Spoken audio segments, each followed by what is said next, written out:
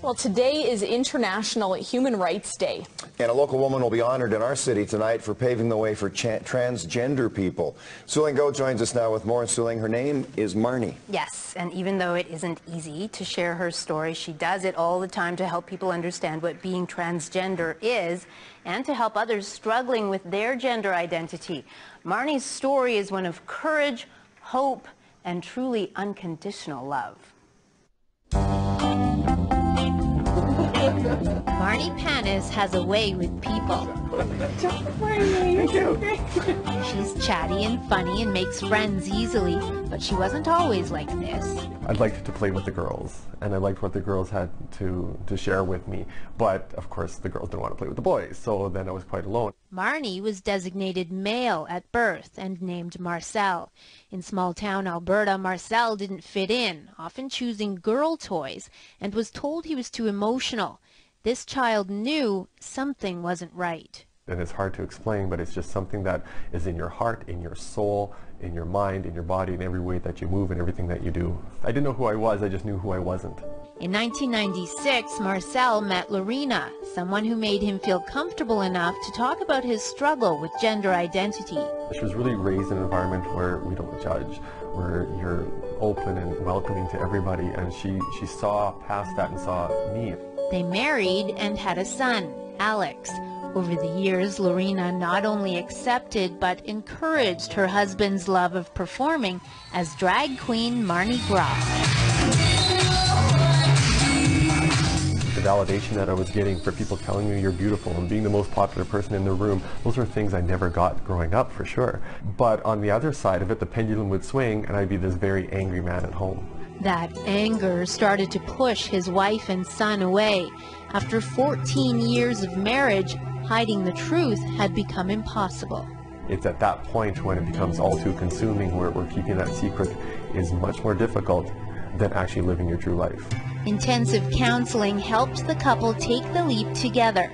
They sent this email to family, friends, and colleagues explaining gender identity dysphoria, explaining Marni would now be herself. I used to think that being me would be a barrier in my life, and what I've discovered is that by being true to me and being authentic has created so many more opportunities. It's not a barrier, but a strength to move forward. Marni's employer at the time, the Stollery Children's Hospital, helped make the transition as smooth as possible. Most of her friends have remained friends. Laurina still adores her spouse, and Alex.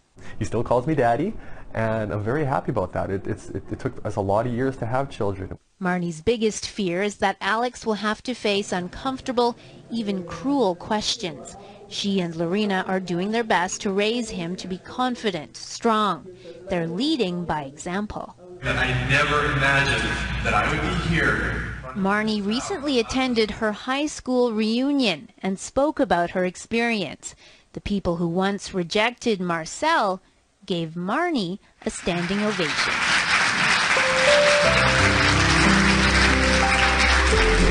When I was growing up relatively invisible, and to have had that type of response from my classmates, what a true gift, that now I can look back at that time with real satisfaction and gratitude for where I am today. Marni will receive the Humanitarian Award from the John Humphrey Centre for Peace and Human Rights tonight. Tomorrow, in part 2 of our series, we will look at some of the issues related to health care for transgender people. So a huge thank you to Marni for sharing her story, and to Laurina and Alex for allowing those pictures as well. Such a brave family. Absolutely. And very inspiring too. Unconditional love at its finest. Yeah. Thanks, Su-Ling. Thank you. She's become a voice for the transgender community in our city. Marni Panas speaks regularly to students and health professionals about what it means to struggle with gender identity, why sensitivity and respect are so important. She joins Su-Ling now. Su-Ling. Hey, so this is Marni. You probably recognize her from the stories we've been running about you. Thank you so much for coming in today. You brought your award. Yes. She won this last night. It's a Human Rights Award from the John Humphrey Centre for Peace and Human Rights. Congratulations. Thank you. And they said that they wanted to present it to you for your work with youth. Yeah, I've been provided the space to share my story, and I think I heard a good friend once say that to reduce discrimination, you just take a moment to get to know somebody who's different. Yeah. So I've been able to share my story, and through that, people have gotten to know me, and through know me, have gotten to know the transgender community, and I think that helps breed understanding. And clearly, with the things that have been happening in the last week or so in Alberta, there still is a lot of work to be done about human rights, and so I think this is incredibly timely, and I'm so blessed and so honored. That's good. Well, well-deserved for sure. Now, we were talking about some of the misconceptions about people who are transgender. One of the myths is that transgender is the same as gay. Right. Right. So can you explain why that's not the case? Who I love, who I'm attracted to, has nothing to do with the parts that I have. You know, my wife and I, we've been married for 17 years coming up, and, you know, to each other, we're the same people. That hasn't changed. Sexual orientation has nothing to do with gender identity. And my love for her comes from my heart and from my soul, and not because I have any one part. To me, that's one of the most incredible parts about your story. In this day and age when divorce is so common, and you guys, you love each other and you made it work. It's so inspiring. So, you know, how did you do it? I know there's no magic formula, but... There never is a magic formula. People are looking for that quick fix to fix a relationship, but, you know, it just takes work. You know, she told me that she knew I had to do this, but didn't know if she could be there on the other side. And so we are on the other side, and it's taken a lot of conversations, a lot of therapy.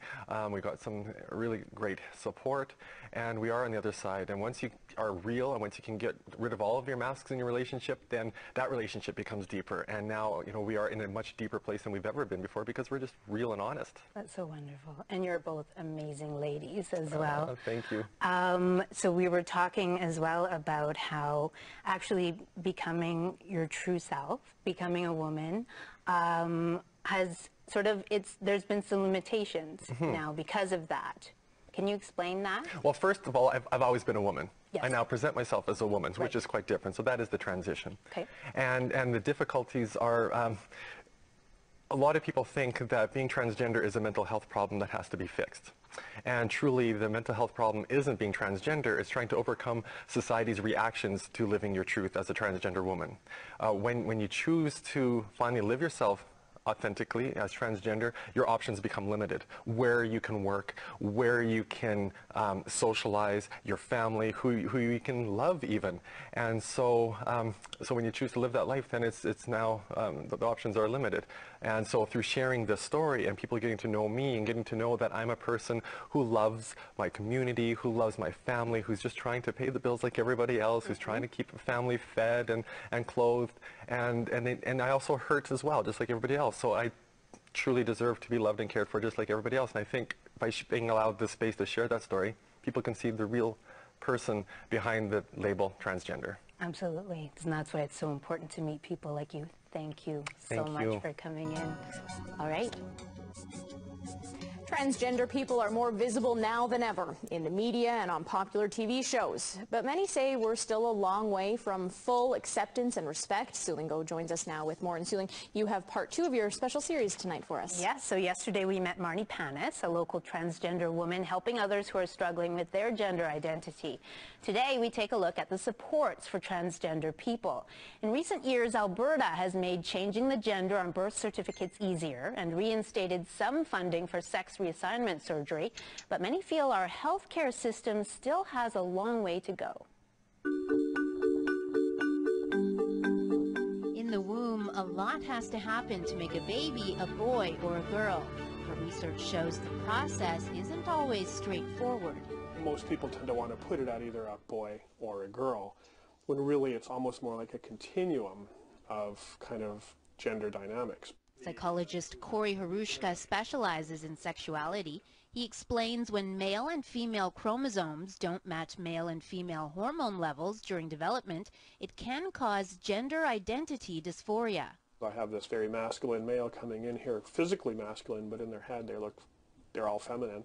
They go on estrogen and all of a sudden their depression dissipates, they feel a lot better, and things start to make a lot more sense to them, and they become happier. Marni Panas started hormone therapy about 2 years ago. I just really became me, and I'm just at peace. She works for Alberta Health Services, helping to improve the patient experience. Marni speaks regularly to healthcare professionals, educating even the most educated about the issues transgender people face. Being transgender is not a mental health problem. That's not a mental health problem. The mental health problem is the fear of what the society and how society will react to you. Probably our public understanding of gender identity is where sexual orientation was 30 or 40 years ago. Still largely considered a disease, a pathology, a sickness. Dr. Chris Wells says many transgender people have trouble finding an understanding family doctor or even psychologist. But without them, patients can't access hormone therapy or get a referral to a psychiatrist for the official diagnosis, which is required for those who choose sex reassignment surgery. Dr. Wells would like more clinics like this one in Winnipeg. Here, LGBT patients can get help from a multidisciplinary healthcare team without the discrimination they may face elsewhere. You go to a healthcare provider and you find that they're discriminatory, so you never go back to another one.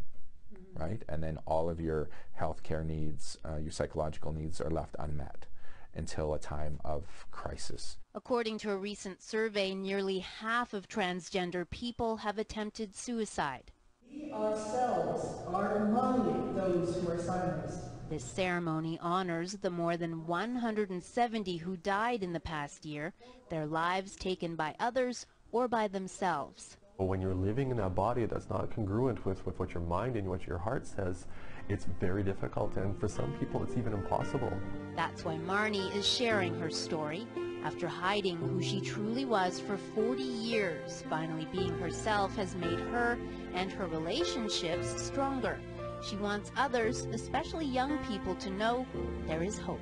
I can't imagine being 13 or 14 or 15 and being rejected by your family and even sometimes kicked out of home, and you're alone and trying to navigate this world in a body that you don't belong in. At my age, it was almost impossible. I can't imagine at that age.